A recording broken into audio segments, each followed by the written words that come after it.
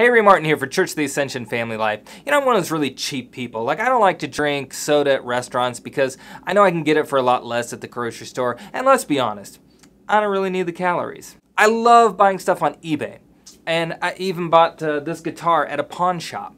And I drive a car that was wrecked and rebuilt. I eat most of my meals at home. I even bring in groceries on Mondays to make sandwiches for lunch throughout the week here at the office. And I even cut my own hair, or what is left to cut.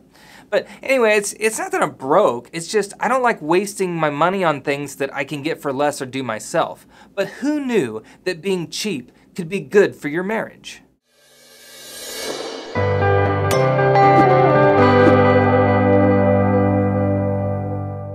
In case you missed our introduction to the Marriage Shield, you can go back and read or watch it to get an idea of why it's important to keep a relationship together and what it takes to do so. I'll include a link down below. In our last episode on fidelity, we discussed our vows, and one of which applies to today's topic, for richer or for poorer. Today we're going to focus on the second of the 3 F's in protecting your marriage, and that's fiscal stewardship.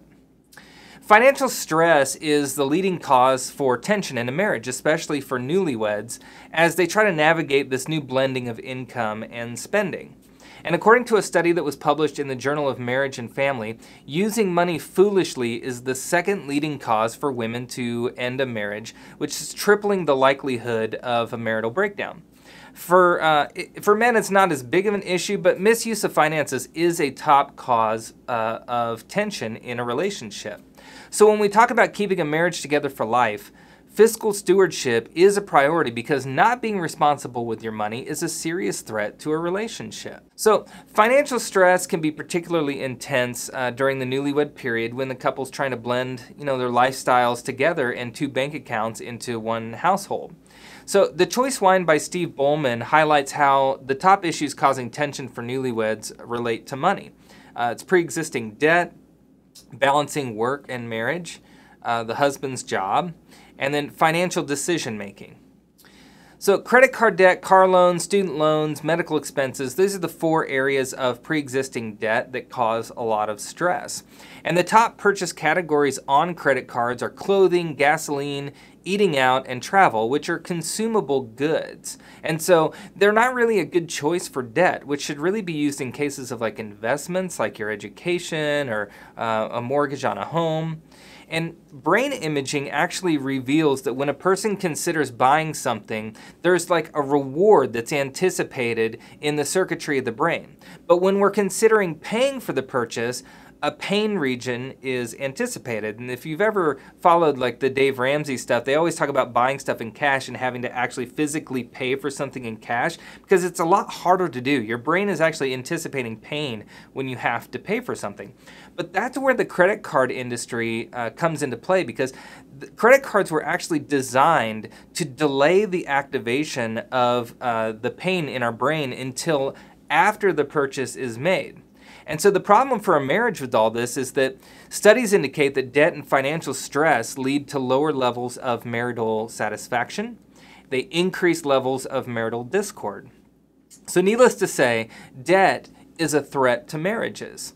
But Americans continue to accumulate debt at historic levels. The average full-time worker in the U.S. works approximately 47 hours per week and just over 1,700 hours per year. Now, if you remember in The Choice Wine, there was this wisdom shared by Riley Leggett that we should be eating dinner with our family every evening. And it's really difficult to do that when people are working this kind of workload. 69% of workers check their work email before going to bed. And only 57% of teenagers eat dinner together with their family at least 5 nights a week or more. The average worker spends an additional 7 hours per week working from home. So you can see how technology, it's given us this unprecedented challenge, making it all the more important to be intentional in balancing our professional and domestic worlds. Here's what's at stake. Youth who eat dinner with their family 5 nights a week or more are twice as likely to spend at least 21 hours with their parents during the week. They're 30% less likely to feel a great deal of stress in their lives. They're 1.5 more times likely to say that their parents are proud of them.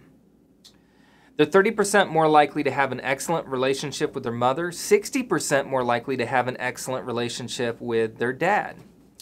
They're 40% more likely to confide in their parents with a serious problem.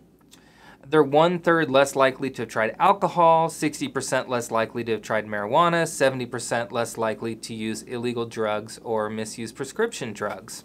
They're 23% more likely to have A's and B's in school, and they're 20% less likely to have friends who've tried drugs, half as likely to have parents who do not know their children's friends well. So you can see how important, just spending time with your children over a meal is to their well-being. Our brains are wired to be charitable.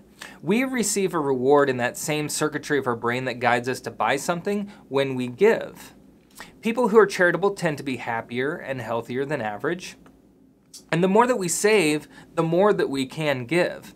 And, Riley Leggett was onto something with this eating with your family philosophy, because they use an illustration here over an 18 period, just skipping one night of fast food a week and eating at home that one night over an 18-year period would save you over $37,800, which that equates to about an average 4-year state college tuition. If you'd like to be able to give more, I'll include Steve Bowman's tips on saving money and being a better steward on our blog page, and I'll link that below. So the way we manage spending and finances, has a tremendous influence on the success of a lifelong marriage. Debt and working too much causes stress and tension, and it really limits our ability to spend time with our children, which has an exponential effect on their success. So making sacrifices by not buying things that are outside of our means and eating more meals together with our family will greatly reduce the risk of marital breakdown, and it will increase the joy in your family, which is why fiscal stewardship is the second F of the marriage shield. We'll see you next time.